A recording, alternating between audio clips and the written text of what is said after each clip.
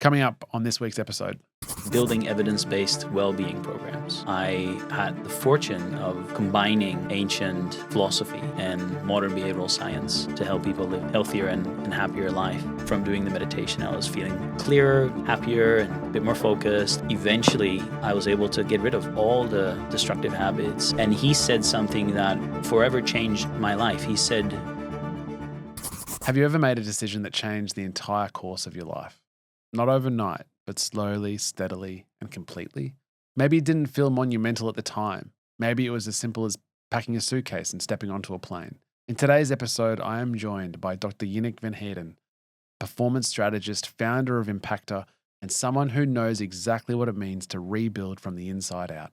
At 24, Yannick left behind his life in the Netherlands and arrived in Australia with no clear plan, just a quiet determination to become someone different. What followed was an incredible transformation, not just his habits, but his identity. Across this episode, we unpack how that one decision sparked a journey into mindfulness, entrepreneurship, and helping others redefine success. We'll explore the roots of Impaktr, his PhD and thesis, the patterns Yannick sees in high-achieving leaders, and the wisdom he shares with the next generation of business owners. This is a story of intention, clarity, and performance without burnout. It's not about doing more, it's about doing what matters. This is an incredible episode, so let's dive in. So I'll officially say welcome to the show. thank you. Take it back. Tell me, what was life like growing up in the Netherlands? I'd say it's a typical sort of, maybe not typical, but middle income household. We'd have everything sort of that we could have desired, I guess, in terms of having hobbies and going on vacations with the family and having everything that I think a child would want. And so it essentially had nothing to complain, but I guess I didn't make the most of it. I wasn't so. At some point, there was a time where I wasn't super interested in school. I think when I was 16 or so, I wasn't super attracted to going to school, and I kind of lost interest in sports a little bit, and I just wasn't really sure what to do with my life. Why do you think that was the case? Because it's a very different mindset than you are right now. It's the complete opposite. If you would ask anyone that would engage with me, when from the age of sort of 16 and 22, and they would see what I'm doing now, they would think couldn't reconcile. No, it's not true. They wouldn't believe you. Right? No, they wouldn't believe you. I think the main thing was that I just didn't know what to do with my life. And I remember being in nearly graduating high school, and they asked, what's the university that you're going to do? And I was like, I have no clue. Oh, okay, so do this test and then figure out what to do. And it had something to do with like service. Like some professional services, and they were like, "How does that make you feel? That's what you're going to do?" And I was like, "I don't know. I don't feel anything." I seriously couldn't. I couldn't imagine. Yeah. I just couldn't imagine what things were going to. I had interest in a lot of things, but I could never make a decision. And so I had when I graduated high school, I went to university to study all the bachelor studies that were out there to see which one is the most suitable for me. It took me 4 months to get through all of them. And then I had to make a decision. I couldn't make a decision because there were so many options that I liked. I was very indecisive and just didn't really know what would be the best fit. I was probably just a bit fearful of committing to something because it wasn't something that really stood out. And so I decided to work in a cold store in a warehouse for a couple of years until I was, driving forklifts, which is a lot of fun, actually. I really liked it. But at some point, sweeping floors for the, however many time. And I was like, I know I have something inside, but I know it's not going to be sweeping the floor for the rest of my life. And so I just dragged my ass back to essentially all the studies. And then I chose a communication degree to then study. And again, there, I wasn't the straight A student. I was on the bottom of the performance of students performing, and I was more, I would show up late, or I was not even showing up. And yeah, for some reason, I just didn't have really a desire to perform well. I was just very driven, I guess, by the short term pleasures and thinking what's immediately in front of me. Like if I do something now, I want to do something fun. Yeah. Playing video games, going to parties. I had developed many bad habits, including smoking or substance use and that kind of thing, and all the things that I was doing really It was short term. was really focused on what can I get now. Yeah, at the expense of what's coming in the Exactly. future. Yeah. And it was just that prevented me from actually looking forward, into the future. What do I really want? Yeah, that reminds me of a recent comment that I saw, and I might have even said this on a recent show, but that whole adage of the short term versus the long term, and hard decisions now makes an easier life, and easy decisions now make it a harder life. So what shifted in your mind? Because then was the catalyst the move to Australia, or was it around the same time that you're like, I need to get my shit together, or was it I can't elicit a change here in my current environment, so I need to radically change the environment to hope that elicits change within myself? Yeah, it's all of those, Right. actually. I realized that it wasn't working what I was doing, and I needed to find a way to get my act together. I didn't have the answer, but I knew that I needed to remove myself from, the environment that I was in. Was there a bottom out event that sort of catalyzed that, or did it just death by a thousand cuts where you're like, something has to That was it. Okay. That was it. And the lack of being able to choose what I was going to do. I knew that by doing what I was doing, I wouldn't get the outcome that I needed to get. I knew that I wasn't getting the insights that I needed to have to make a better decision. So I knew that I needed better information in the form of experiences to understand, what do I like? Yeah. What am I good at? What can I contribute? So I knew I wanted to contribute in some way, just didn't really know how. And so I needed to remove myself, do something completely different. So in 2017, moved to Australia. I was 24 at the time.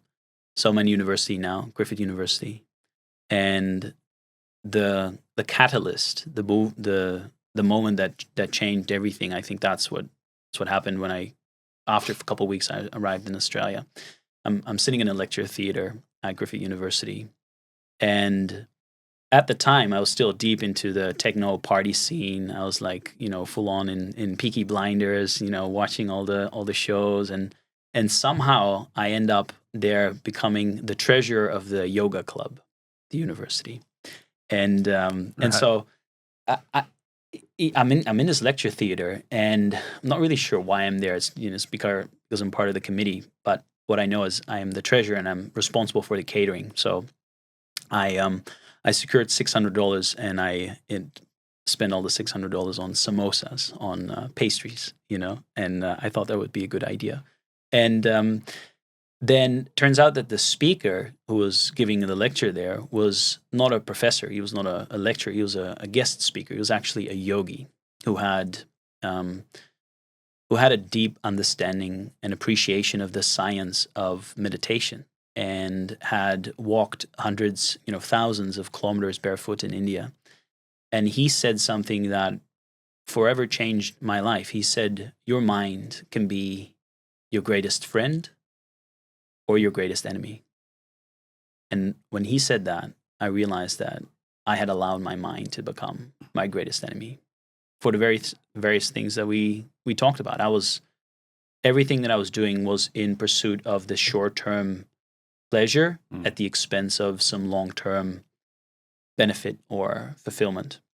And, talking about smoking, developed this, nasty cough. I was waking up late every day, waking up around noon. Like I said, not showing up to school, and I delayed my studies with a year. Spent so much effort on seeking pleasure, but actually turned out that it was all causing a lot of frustration. And what this person was saying is that the mind can be the source of all frustration.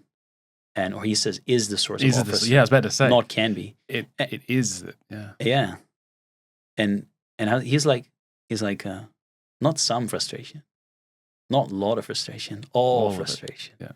And I there is some like, that is not nothing in terms of and I think a lot of people push that away in terms of this reckoning whereby you have to accept that every experience, every emotion, you have to take that responsibility to say that how you look out in life, the experiences that you have and what you have achieved or not achieved, or the suffering that you put yourself through, is all within your own head and is all your own doing.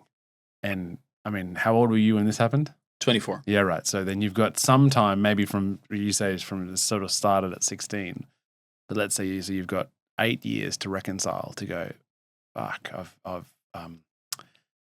I've really let that go. Yeah. That hasn't been a very fortuitous 8 years, right? But there are people who need to deal with that and reconciliate decades, and that's a process of burning in terms of, and you have to, I think, that there is a process of grief and a process of serious burning of what your former self was, and to be able to let go of that, and to go, I've let myself down, but accept that that's the position. And I think that is an awful amount of work, and it's so humbling. And I speak from a place of that I've had to do that as well. But so when you took that class, was it a complete wake up moment where everything changed for you, Yannick? It was the catalyst that then started the change in behavior that I was doing. But that required for me, I had never heard anyone speak like that before. Right. Who brought so much wisdom, with, like, we don't have enough time to really get into it, but I'd love to one day talk, take you through the whole sort of journey that I went on in that lecture, and how it had shifted. But essentially what it came down to was, he was pointing out the way I was living was just not a very intelligent way to live. And it was, you seek for the pleasure now, but you always burn yourself the next day. And you're searching for something, but you're never able to quench the thirst. And instead, he said, the yogis, they have something different. They are not interested in this chasing the external, substances or external things to, like, conspicuous consumption, purchasing their way to happiness, or actually taking substances to internally, create some sort of artificial happiness temporarily. They have something they can tap into internally that is completely free, and that is accessible through the practice of meditation. And he said, you don't have to give up anything. You don't have to stop drinking. You can do anything you want. You don't have to move to a cave in the Himalayas, walk 1,000 kilometers barefoot. You don't have to do all that. You can stay here and just add a little bit of this wisdom and of this practice to your life. And that was the moment for me. I need to do this. Because he said, you can experience a happiness far greater than anything you've ever experienced. And I had tried many things. Like, I'd been searching for so many things, man. Yeah. It's like done you it all. moved to a different country. Yeah, and but even before that, like, so many things, and never really found the thing. But I heard him speaking from such a place of a genuine, caring attitude with, like, and he wasn't paid to be there too. It's just, that's what he dedicated his life to, sharing service. And it's amazing. And I'd never experienced that. Like, never experienced that kind of kindness. There was 100 people in the room, but it felt like he was speaking to me.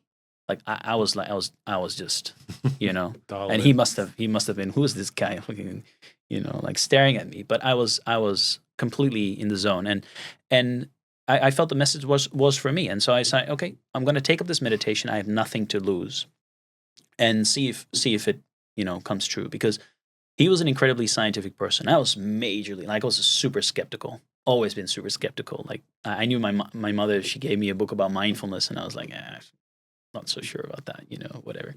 But then when he was talking about it in a very scientific way, of course, we're in university, and I'm scientifically minded, and he was taking me on this journey, and I could not find any fault with the evidence that he was putting forward.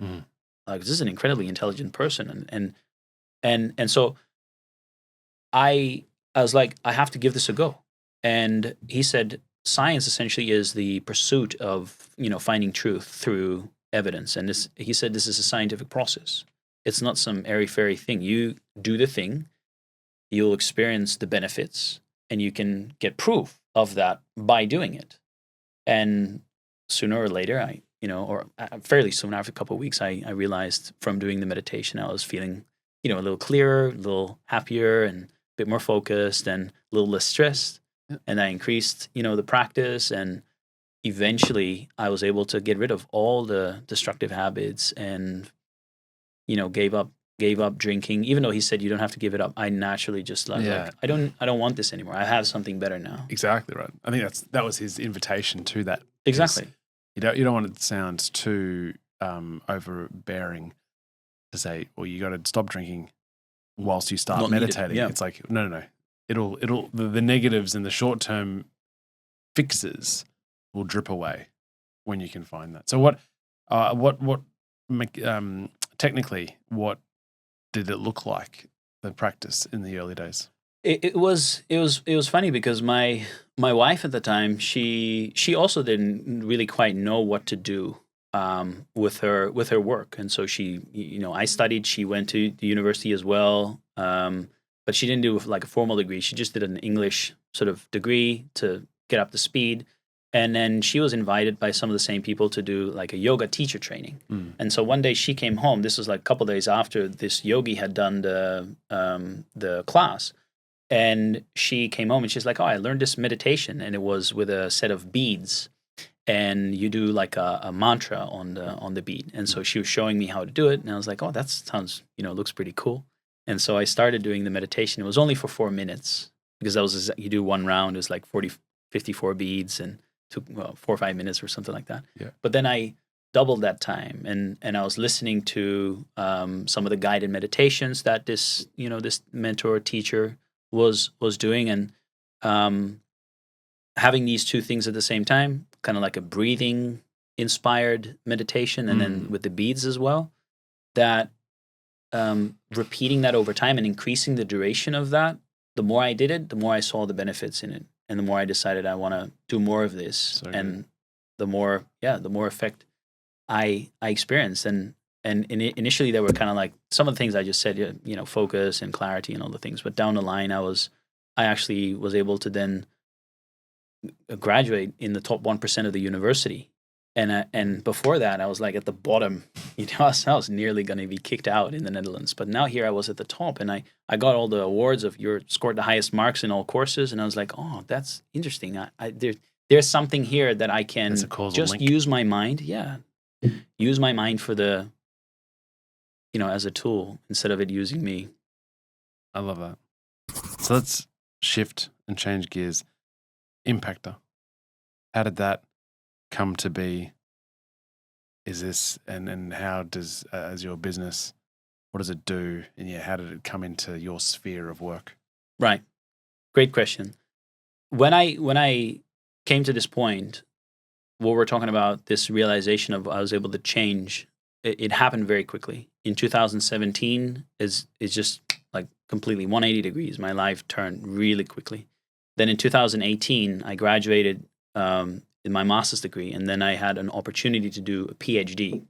And the PhD was then my opportunity to do something even more deep and specific. And initially I turned it down because I wasn't like a pure researcher type person. I had gone through this personal transformation, and I knew the key to transformation is inside the mind, which influences behavior. And so I learned about behavioral science during my master's degree, and about using that to change people positively. That was a lot of the academic sort of focus. And at the same time, I had gone through this personal transformation. All around me, I see people being stressed. mostly unnecessary, even going through unnecessary suffering. I was like, I want to do something with this. I've gone through this change myself. I know this is the key. How can I make it so that I can share this with other people in a way that's practical and useful and takes into account all the modern day challenges? And so I decided to take the PhD, because then I could do a science backed sort of pathway. Yep. I love to it. study all the things, because remember, I was really skeptical. Sure. So I was like, okay, I can actually dig into all the science and study all the wisdom, and I can get paid for it. and come to a potential conclusion that might help society. Yeah. Right. And of course, the pay is not really great. Anyone who knows I've done a PhD, it's not like it's peanuts, but it covered living costs, and it has this amazing opportunity to pursue something that I was deeply passionate about. And so after doing 1 year of study, I realized I want this to become a self-sustaining operation. And in university, everything is very much focused on project funding and short-term funding, and from an external funder, usually. And so I knew if I wanted to make this build something that's actually going to change people's lives, it needs to be self-sustaining. And so I decided to turn it into a business. And I registered, the business, and then started combining, when I did all the studies of developing the program and then getting a bunch of people through it and then testing it and then publishing the paper and all of that, that I was like, this is something that is a service that I can charge for. And I knew that this was going to be what I want to do with my life. I was like, that I'm going to build a business. And so starting a business and doing a PhD at the same time is a big challenge. But here we are, finished the PhD, running the business now. So the way I look at the business now is I'm a behavioral scientist turned executive coach. And so I specialize primarily working with business owners to help them achieve by noon what most do all day without burning out. To combine this ancient wisdom and modern science for people to make a real impact with the work that they do, actually contribute to the world at a high level, while also living a very fulfilling life. So it's best of both worlds. It's the optimal balance between peak performance and well-being, essentially. And that's what Impaktr is about. It's a peak performance coaching and consulting firm focused on operating at the top 1% while having fun, man. That's the premise. So the people that you've worked with, what patterns do you see in that space of those people that I guess people on the outside don't see? The biggest overarching thing across everything that they do is that they living in a reactive mode, in the sense that they just go through the motions. They just live their life. They wake up. They go through the same routine that they have not consciously designed. They go to their work and they go, through their to-do list without actively choosing, the things that they need to do for certain reasons. And they come home and they, again, may just are so stressed and have dinner, put the kids to bed, lie on the couch, and just do it again. Try to turn off the brain and, watch TV or whatever, scroll their phones or do something else, and then do it all again. And they realize, the people that I work with, they realize that they're getting bored by that, getting tired by that. They're getting, they feel like there's more to life.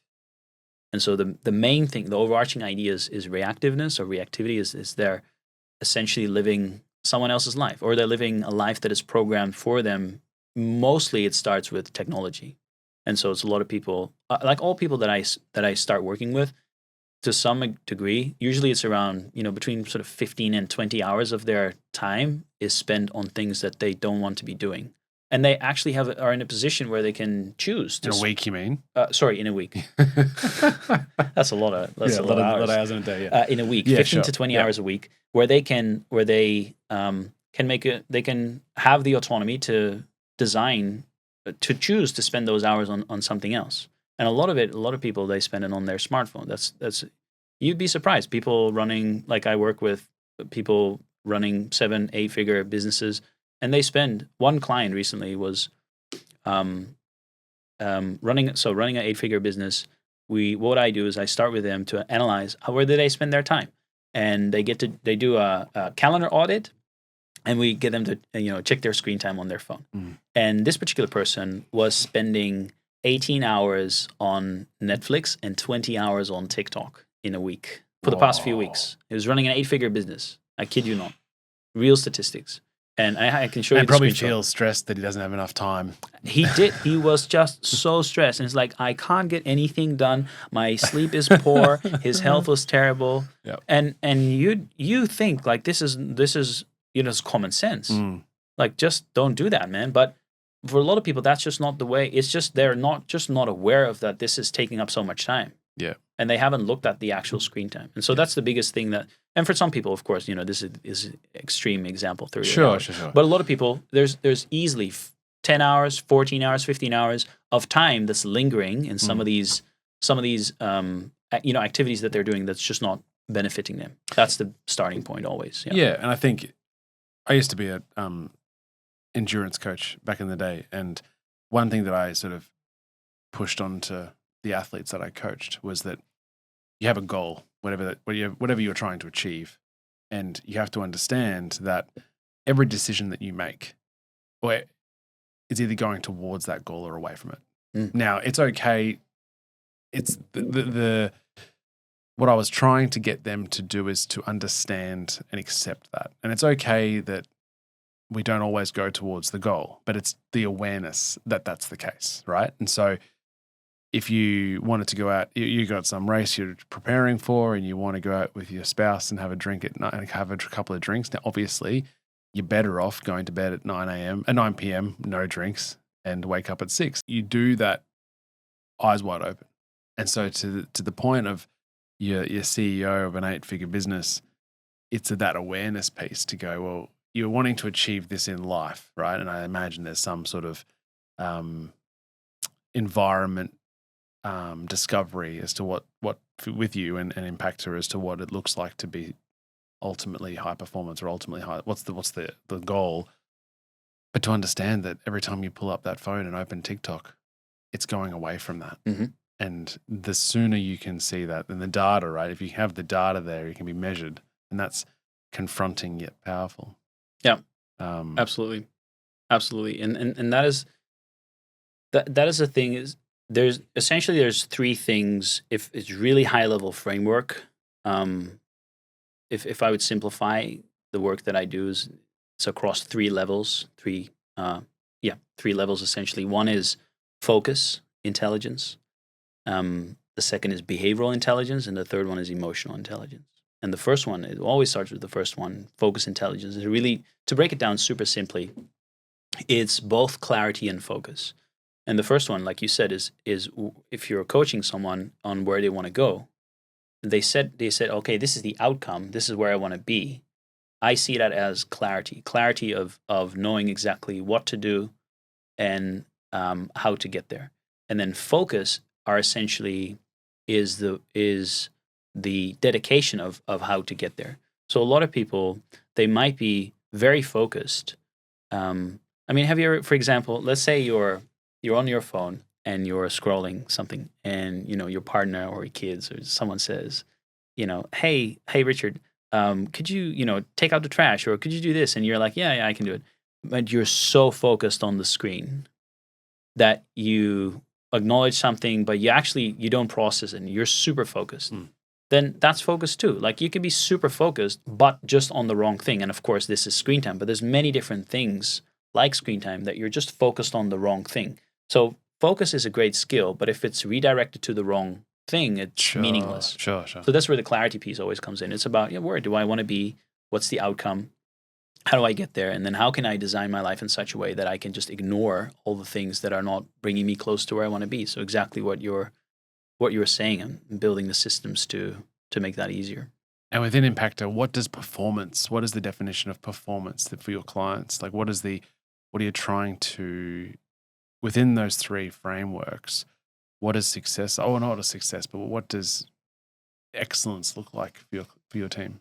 That's a really good question.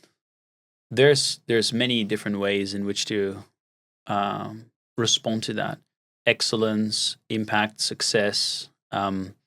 If we're talking about performance, it's I essentially always look at it from the angle of how can I deliver the greatest contribution to society or my loved ones in some way. So what's the greatest positive impact that I can make in my life? Mm-hmm.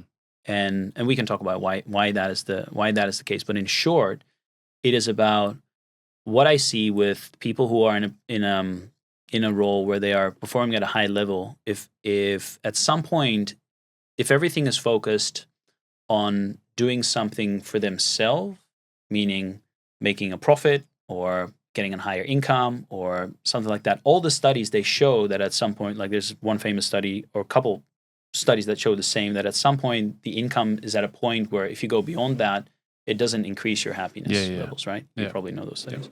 And it's similar with anything else, that at some point, people, and we see this with a lot of people that are successful in business, they decide, oh, actually, I'm going to go into philanthropy. They're going to, build something that delivers value to other people. Because what they realize is that at some point there's going to be a limit to what I can get, and then I know that actually happiness comes from if I make a positive contribution in life.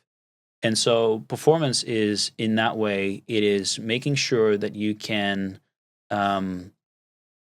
feel like you're part of something that is pulling you towards something that's bigger than yourself.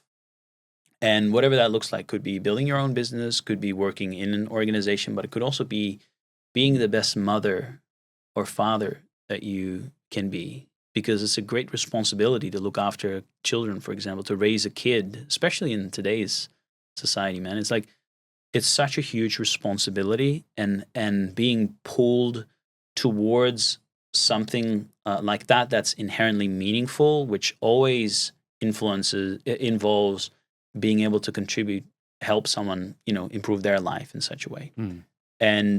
And then performance or excellence means that you can sustain that at high levels, meaning doing the best you can without burning out your body or your mind. Yeah, right. Yeah. Has there been any unexpected lessons since starting Impaktr as a business and the people that you've worked with? Plenty. I'm thinking of what's the biggest lesson? Helping or attempting to help other people, and fortunately seeing results in other people's lives, is something that has also helped me to become a better person. And I knew from the beginning I wanted to do this because I wanted to contribute, and I knew that by just going for, because I've been doing work just purely focused on business and profit, and all of that is fine if that's what people want to do. But what I realized was that that's not enough for me. I wanted to do something that would really make a mark on society, or at least people's lives. It doesn't have to be, super big, but at least a couple people in their life. And I realized that having the experience of contributing to other people's lives added more responsibility on me to continue living what I teach. And that has been an amazing accountability partner for me, because if because I've seen, the doctor who smokes himself, or people who are teaching something, but then that's not what they're doing in their private life. Mm-hmm. And so for me, what I'm doing in my private life, that's what I'm doing in my public life. And it didn't used to be that way, when I was younger. Sure. I always felt like I had to hide something. I was ashamed of some of the things that I was doing, so I was hiding a lot. I think it's Peterson that says that the path to like ultimate happiness, or some description of that nature, is to bear as much responsibility as you can handle. And maybe when you were in your late teens and aimless, is it because you don't have a lot of responsibility, right? Whereas if that position of you bear as much responsibility as you can manage, that gives you direction, that gives you purpose. The children, as you know, as a father, that they are wild in terms of, not only their innocence, but, and their ever-changing personality, or developing personality, but the motivation and the desire and the responsibility that you have, it's incredible. as to what they provide. I think that's so true. The responsibility piece is just a major thing. And the difficulty, I think, for people is to take responsibility for themselves. You know, you might have heard of it's really easy for people to, you know, if they give, for example, they go to the vet for their dog and then get the medicine for their dog, they're very likely to continue the treatment. But if they get it for themselves, then they'll stop midway, or, you know, they're not. People are they really struggle to look after themselves. But I think if you're responsible for other people, it just puts it. You're right. It just creates meaning for you, and it just reminds you. At least for me, it does every day. Like, okay, this is why I'm showing up. I have a wife. I have kids I'm responsible for. I have my clients I'm responsible for. You know, my team members, and it's just I need to do whatever I can, and those are great reminders of to just it sustains you. Absolutely. How do you avoid, or how do your clients, or how do you advise to avoid the burnout thing? Because you referenced that, right? To be productive and do all the things that you can do to get to midday and have the day off without burnout. But I have a view of what burnout is, but I'd love to hear, someone obviously qualified in this space. I think the story of my wife, Denise, when we were in the Netherlands, she's a teacher, special education, kids with behavioral challenges on the spectrum of, you know, autism and ADHD, and really demanding.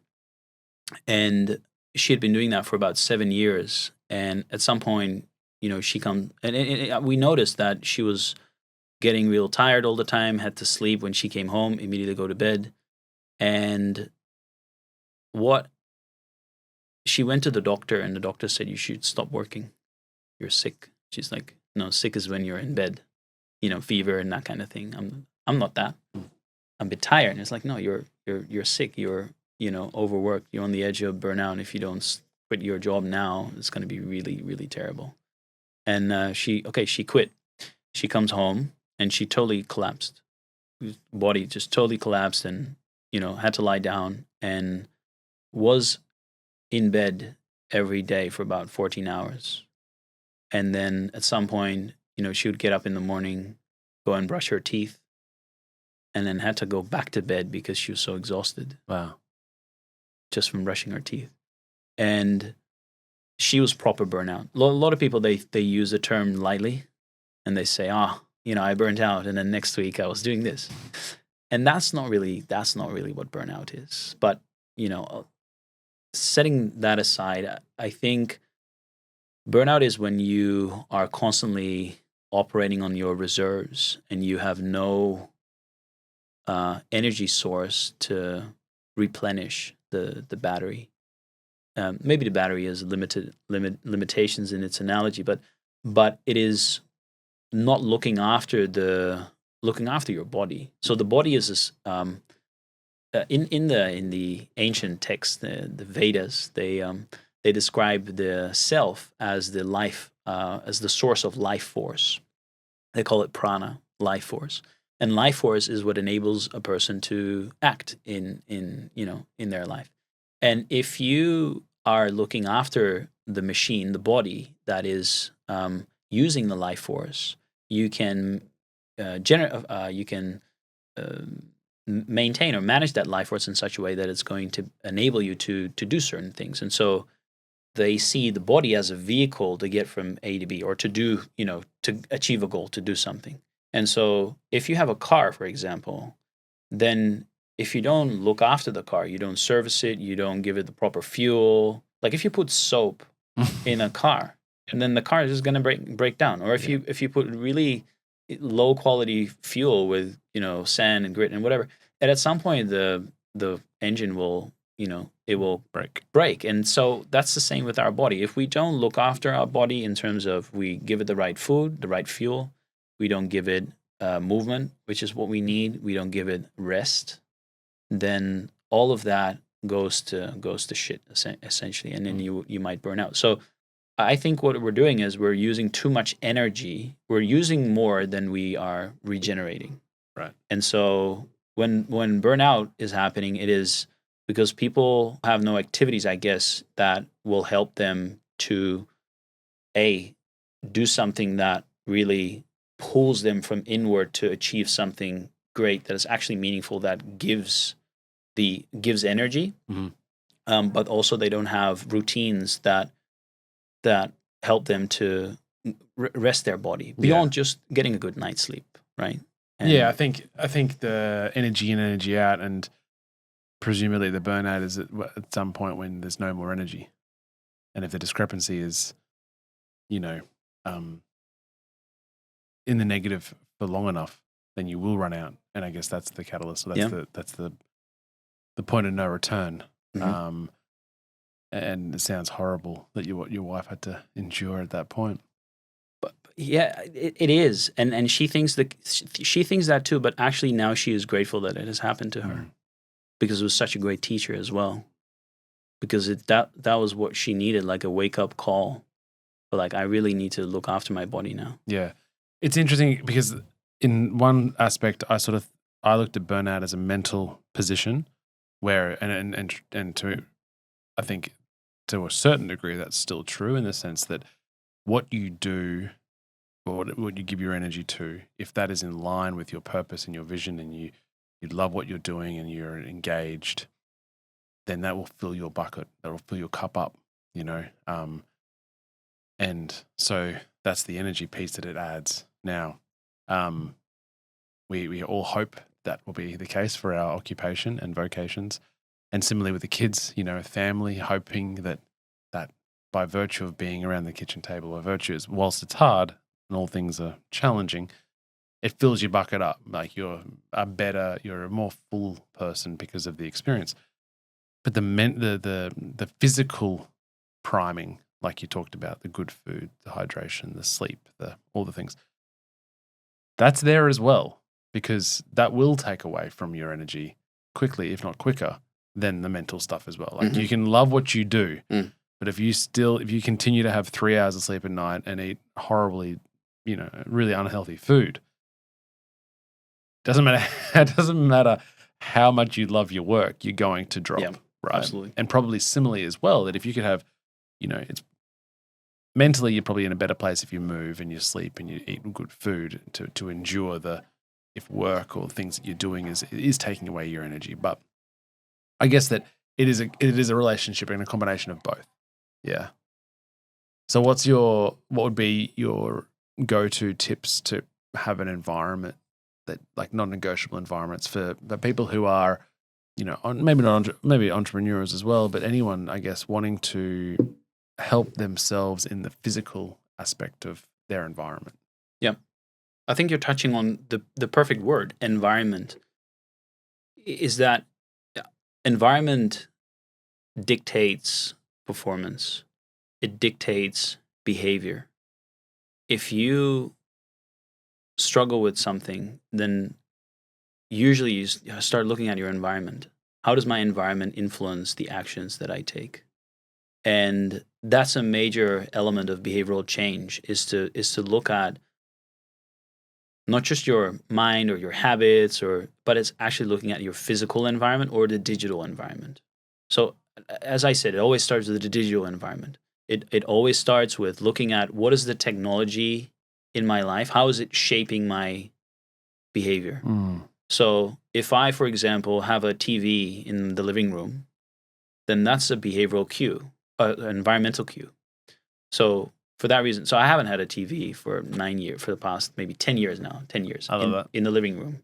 Even in the last 2 years, we got a TV for, watching certain movies in a separate space where it's not common to sit down. Like, it's not comfortable. We'd actually have to move a chair there.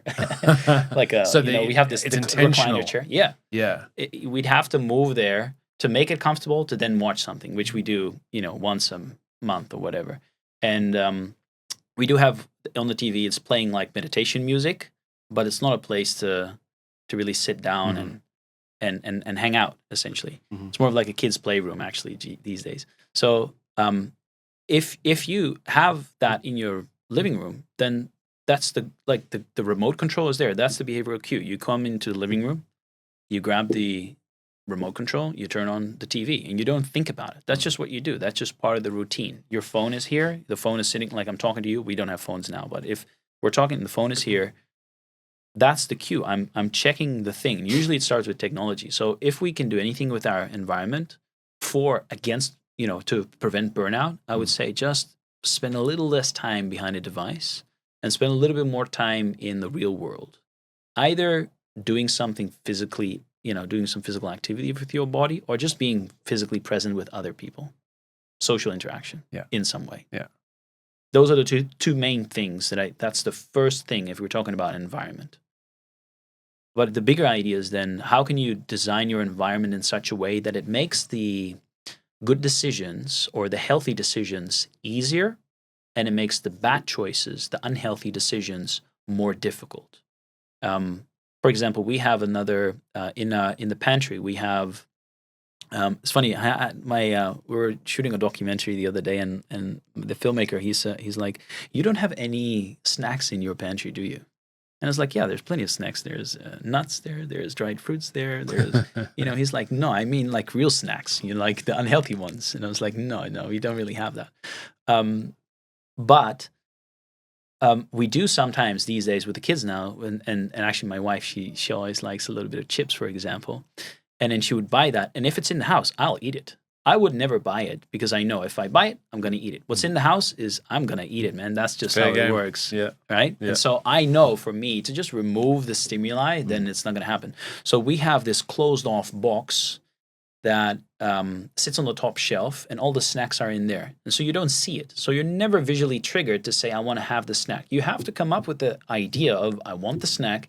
Then I'm going to go up the thing and take it. It's actually difficult, and the research supports this. If it's difficult even if you have to get on the top shelf to get something, you're less likely to do it. Yeah. So the evidence supports it. Of course, my personal experience supports it. It's that's just any unhealthy choice. Just make it more difficult to access it, and that could be removing the remote control, actually placing the TV in a different room, or removing it.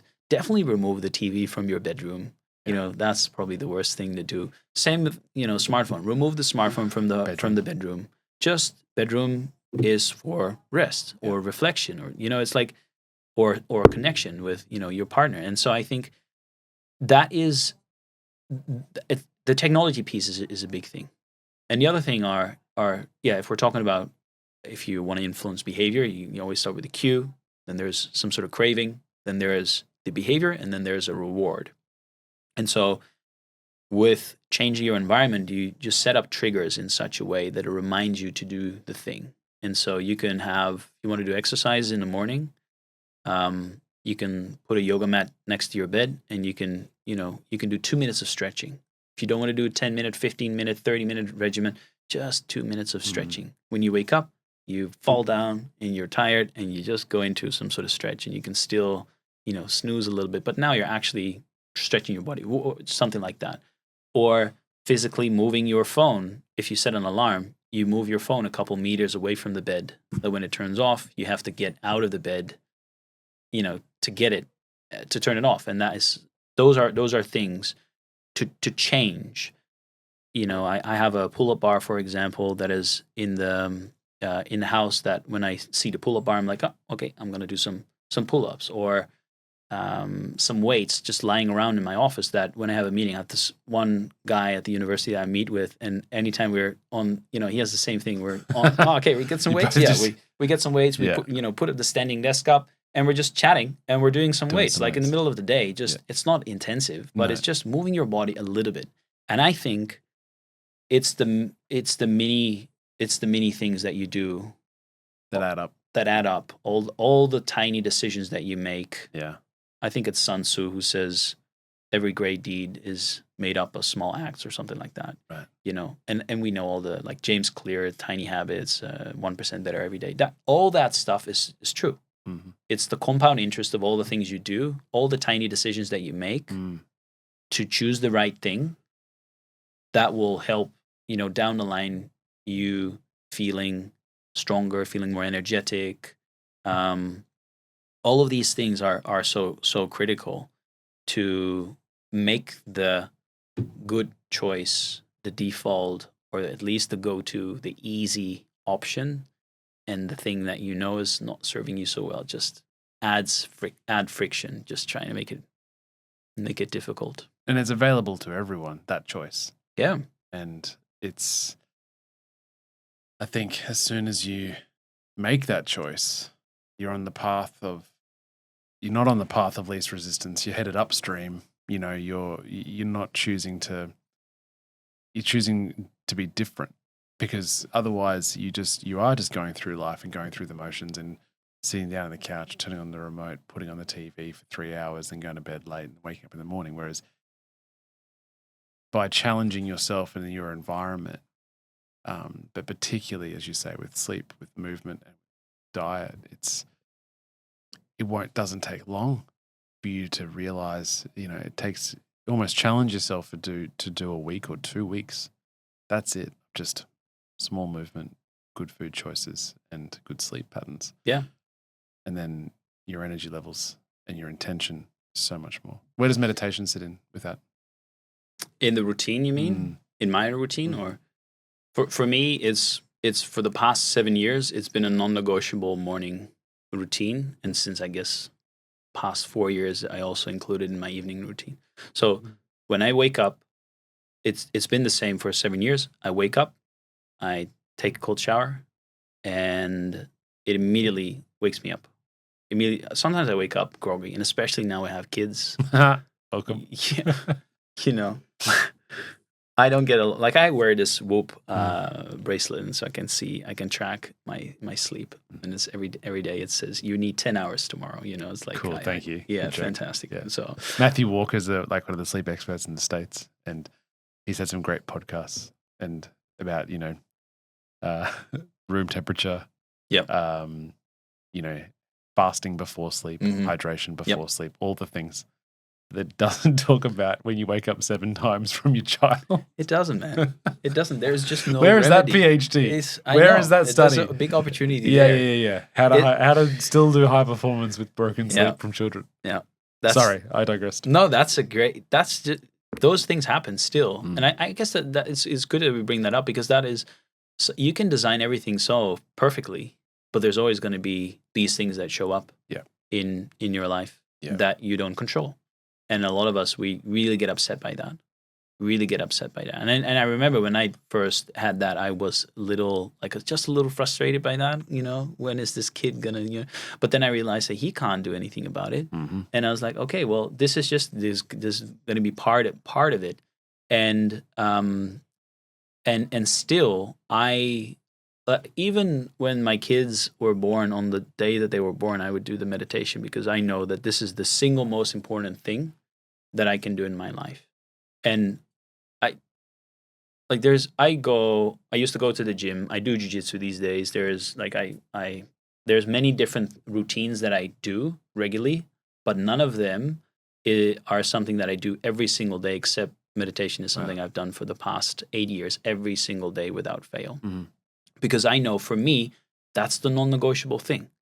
So wake up, take a cold shower, do the meditation, and then I would, go on with the rest of my day. And that's and if I, for some reason, I can't do the meditation, then I would still do it in the evening or in the afternoon as soon as I can.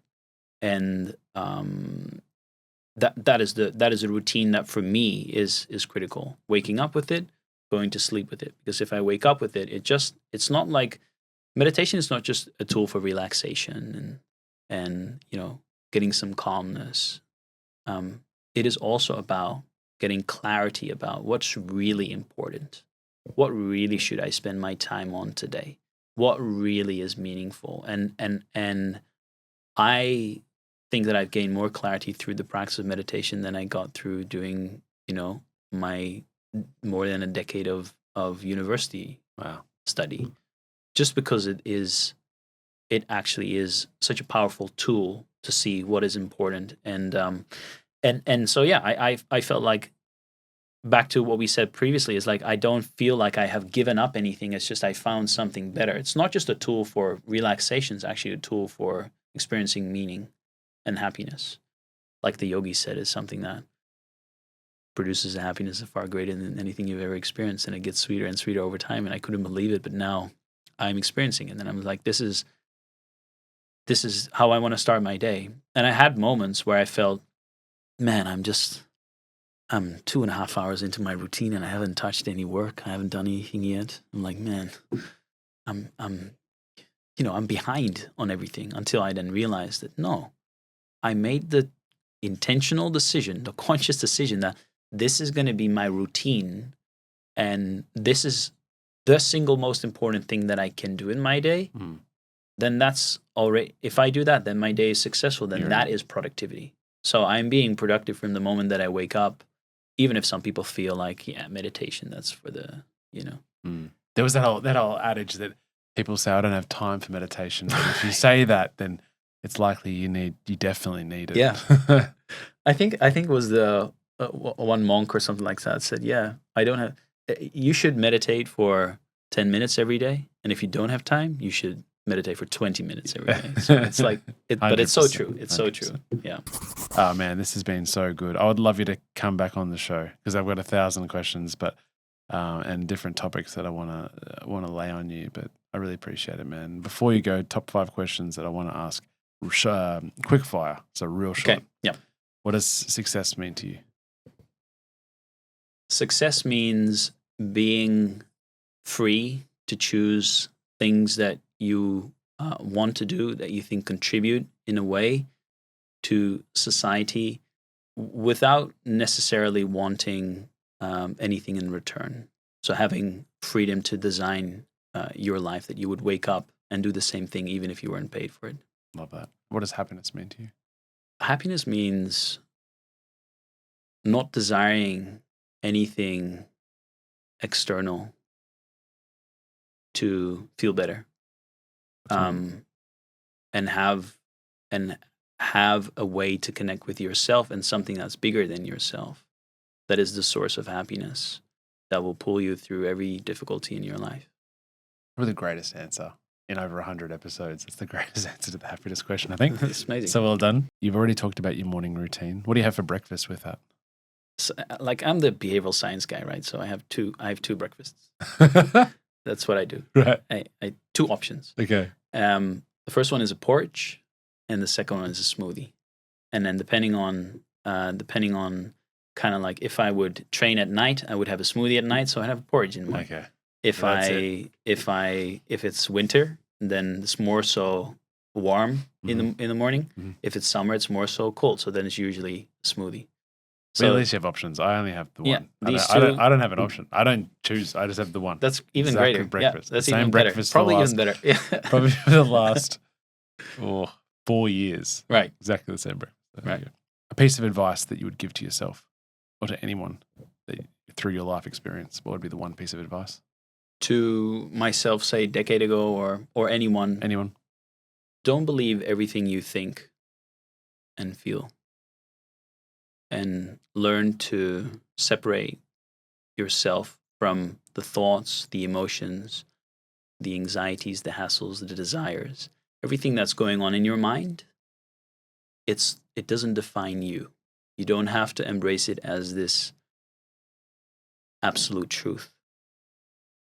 And that is because that has been the single most important thing for me, to be able to change my behavior and to look for things. Because I know it was a rapid fire question, but I was, man, just focus, just going through the, simply following what the mind is suggesting is just guaranteed going to deliver problems down the line. And so if you're just able to take us just a step back, that's the thing. Just never act in a heightened state of emotion. When you're whether it's happiness or sadness or anger or whatever, remove yourself from the situation, count to 10 or 100, do some meditation, do some, exercise. Separate yourself from the response, the stimulus and the response. Yeah, so that you can then think about what's the response going to be. Yeah. That's the single most important piece of advice. Don't believe everything you think and feel. Take some time. Yeah. Come up with a response. Yeah. I love that. And then one guest that you would recommend us to have on the show next? Should they be on the Sunshine Coast or any guest? Anywhere. I think Jocko Willink would be a good guest. Amen to that. If you could get him on the show, yeah. I'd be here. And, Okay, I'll let you know when he's here. Yeah. I'd be outside the room. Get him in there. Listening in. Yeah. Fanboy. Man, Dr. Yannick, thank you so much for your time, man. I'm so looking forward to having you back on because even that last bit, I just want to pick your brain even more. So thank you so much. Thanks, mate. Really appreciate it. Cheers. Thank you so much. That was another episode of the Success Times Happiness podcast. Thank you so much for listening. Next time you're writing down your goals and intentions for the day, turn to the person next to you and tell them all about the show. It really means a lot. And just a reminder, we have started a Facebook group called the Success Times Happiness Discussion Group. The link is in the show notes and we'd love to see you there. Until next time, peace.